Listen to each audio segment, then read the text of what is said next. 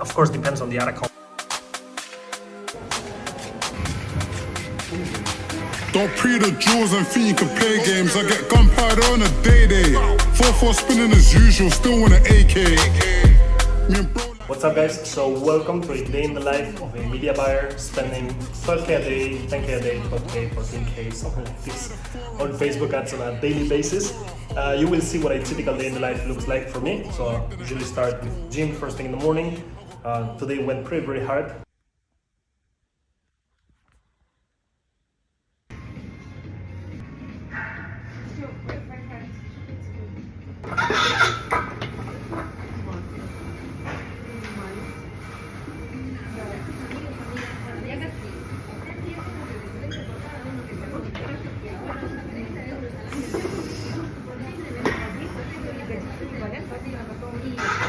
And then as soon as I get into my laptop, the very first thing is check the performance of the ad accounts that I managed from yesterday and the day before. And then just chat with the clients a little bit like, hey, we had a record day, which we actually had yesterday with one of the accounts. We had a record day or we overspent, this is the reason, let's do this, let's fix that, and kind of follow up on topics and if there are some creative spending and stuff like this. So this was our record day yesterday, you can see it over there. Yesterday, April 7th, we did 133 purchases from Meta at a CPA under 20, which is the goal that we have at scale. I cannot show the whole ad account, but basically we're doing DACH, UK, mainly it's DACH and UK. Phenomenal, and it's been the record day, you will be able to see it here. So let's actually compare these to last year, and you will see it's very previous period now. I'm doing it with the left hand, so stick with me. So amount spent, you see it, last year it was like 600, 700, and now we're spending 2.5k, 2.3k. Purchases, this is last year, this is this year, so we're pretty much doubling, you can see it here. And we did the record in volume of purchases, actually not yesterday, but the day before. We're pushing to the max with summer angles, and summer is coming and get ready for summer. So super excited for this brand, and I think we're gonna take it to the next level April, May, and June. So yeah, let's go for it. Another thing guys, for all of you, so the way that I optimize, of course depends on the ad account, but look at this, this is yesterday, by amount spent. So these are usually the campaigns that are moving the ad account, 1,700, 600, 500 per day. Yesterday was a pretty good day, 5x ROAS at 7.5k in ad spend, so for this brand, it was amazing. But you can see the campaigns that are going down in ROAS, 3.4, 3.5, 1.83. So this does not mean that I'm gonna cut them, but let's check this day to this day and see what happens. So you see here already, this is not bad, so this can stay, but 255, we have a problem here, that's the selected one. And 299, so this is another problem. So those two campaigns at 299 and 255 require my attention, because that's gonna develop into a way bigger problem if I don't fix it right now. And then I get right into meetings, coaching, or just launching new ads and new tests. So yeah, you're gonna see it during the video. Hope you enjoyed. Let's go. 600k, so very good. And then to be improved, we did a little bit of overspending. Now let's go into the weekly KPIs. So we increased the ad spend by 8k, so this is great. Top campaigns, and I've done something special this week. I put the top 3 ad creatives. So number 1, retargeting broad. Number 2, so typical structure, but I will try to include these and see if we see changes on a weekly basis and we can detect opportunities. Let's go into the tests. So for new in,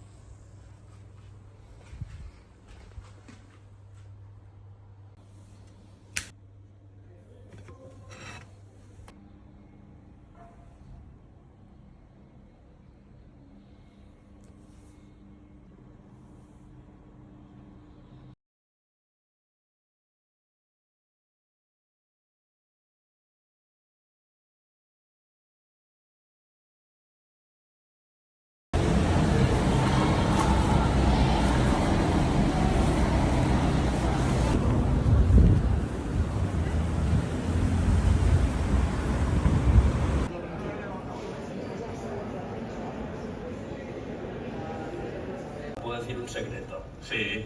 No me puedo decir un secreto. Bueno, lo digo más o menos. Que nadie se lo pasa bien, ¿sabes? Entonces eso es lo que me mola, es una cosa divertida. Y después, la otra parte, íbamos a tener a otra persona que se nos cayó último minuto tal, y ahí es cuando dijimos, hostias, aquí pillamos, estábamos a 2 días del rodaje, y pues vale, ¿quién suple esto? Porque yo no puedo poner una persona normal porque pierde todo el encanto, el concepto de la campaña. Alright, I'm going back home. That was a super cool event by Bruno Casanovas, the founder, I think creative director also of a new project. So super cool what the guy shared. He has some good jokes. It was a lot of fun.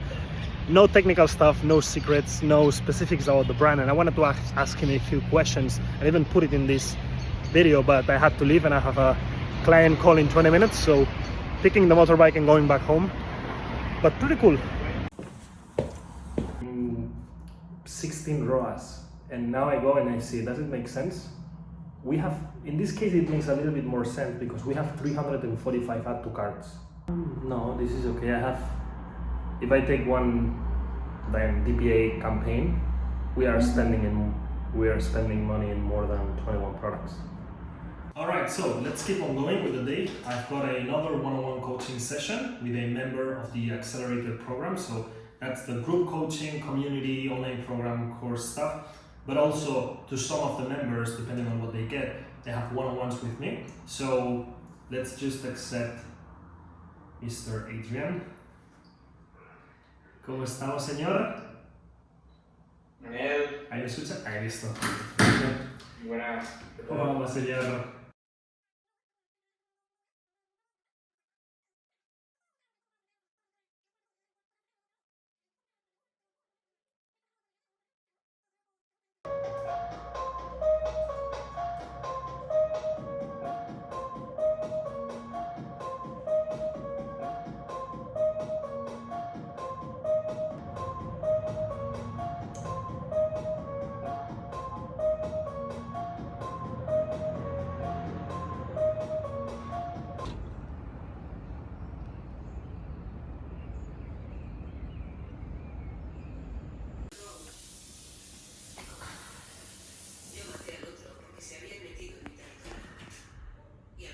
Alright, so to finalize the video, I wanted to give you something a little bit more visual of what actually is a day in the life of a media buyer. What are the tasks that I'm actually doing at this level of ad spend? And even when I was in higher seasons, when I was spending 30, 35K a day, I was doing the exact same thing to unlock those levels of growth. And if I get to spend only 5K a day, I'm gonna still be doing the same things, which on the first side, this will be on blue, a little bit more on the media buying aspect, which is first thing, optimizing. And this is just taking care of the accounts, having your stop loss, follow your rules, and basically push budget. Very simple.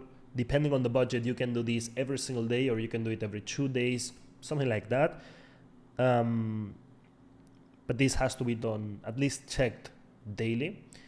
Then when it comes to new ad launches, this is either a new hypothesis, so something that you want to test with a brand. This could be an iteration of a winner. So you found a winning ad and in your meeting or something like that, you told them, hey, this is working really good, please give me 5 more. Or it can be a flash campaign, for example, or a new product launch or stuff like this. So that's gonna imply launching new ads. And then you're gonna have scaling. And scaling can be vertical, where you're just pushing budget. It can be horizontal with new ads, with new campaign types, with manual bidding. And the other thing, but because I recorded the video on a Tuesday, I don't do it, is wave surfing, which I usually do on Sundays, which is intraday scaling and stuff like this. But basically on the media buying aspect, yeah, you're doing testing, you're optimizing, you're building up retargeting structures, account structures, scaling, you look into the manual bidding, you're testing beats, you do the wave surfing and intraday scaling in flash campaigns or in the top day of the week on where people have the salary. And the other stuff is troubleshooting, which is something quite important. And in this case, troubleshooting, you've got to be smart when it comes to this. It's not only about publishing ads. That's my main message. Like, of all of this, the publishing ads type of service is 10 or 20%. So troubleshooting basically means, for example, ROAS went down. Okay, and you tell your client, or your client tells you, hey, the ROAS is down, what's happening? And then you have to see, and I've got a video about bottlenecks and inconsistencies and troubleshooting that. Just look at that on my YouTube. It's a really good video. The ROAS is down. What do we do? So you have to present the client with a solution. Do we have a bottleneck in traffic, or there is a bottleneck in conversion? So this is conversion rate, and this is AOB, and this will be CPC. That depends on CPM and CTR. And now you have to sit down, analyze, see the correlations, and see where the problem is. And then from there, you're gonna present a few solutions that you sit down with the client and you say, solution 1 implies that you do this with the team. Solution 2 implies that I will do this in the ad account.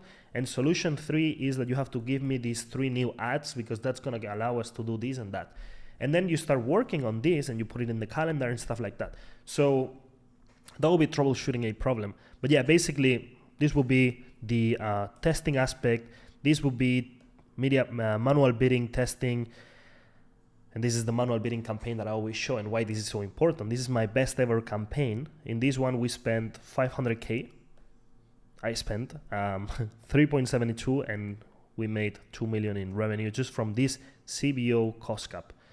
So it's well worth it. And actually this is a message from a member of my coaching program where they decreased their CPM from 71 to 47 just by doing the cost cap strategy. So anyways, the blue part here, yeah, it's interesting, but now if we scroll down, strategizing next steps, this becomes super important. And this is research, this is angle testing, format testing, persona testing, content system. You've got also stuff with conversion rate, stuff with AOB, new apps, listicles, advertorials, upsells. But all of these, usually these next steps, come from the fact that we have an issue, we have a bottleneck. Either it's that the ROAS is going down, or in the case that you saw in the video, we are not spending enough in the US. So what I do is I create a document where I say, okay, we have this problem, we have this other problem, we have to unlock new cold audiences that we are not reaching right now in the US. That's gonna unlock new levels of growth. How can we do it? So sitting down and first of all, finding what's the bottleneck to scale more, and 2, being able to provide possible solutions and then sit down with the client and discuss that. I think that's what really in 2025 provides value from you as the person in charge of scaling the ad account. So just being a media buyer is not enough. Like, you have to know about correlations and understanding why things happen and being able to provide logical solutions to your client. So yeah, and then the other one is flash campaigns. So every time we have a flash campaign, we sit down with the clients, prepare that. Usually maybe at the beginning of the year in January, with some of the clients, we sit down. What are the main flash campaigns we're gonna do this year? What's the goal with each one of them? And yeah, plan that, follow a specific structure, and you see it here. Like, this is an example from a client of the flash campaigns we did on I think it was 2022 or 23, I don't know, but it was very clear. And here you have, what is this? Typical structure, for example, for a winter sale. And in this one that I showed in the past already is the growth we've had with a client in the US. This is 2022, 600K. This is 2023, 1.3 million. And this is 2024 at 2.5 million. And that's been by just doing really big flash campaigns, right? So it is very important to sit down with the clients and strategize that and look at the conversion rate. How can we have a plus 24 here? When can we increase the AOB when it's already 100? Landing pages that could be done, and I send them examples, advertorials. So all of this stuff and more stuff. Like, I read this book, I got these ideas from this book. Let's do angle testing. And this is not my client, but this will be an example. Let's test these 3 angles. And we see that the one that works is the stress thing. So now let's test this based on this win. So this will be on a weekly basis, the work you do with the clients. And from this creative, let's test 2 videos. This one for busy moms and this before and after. And we see that the winner is the before and after. So now we're gonna do before and after with image 1 and image 2. And then from here we see it's image 2. And then from here, hey guys, I really think we should do a listicle based on image 2 and this angle. And then you do this, but the conversion rate is low. And then you tell them how to fix it.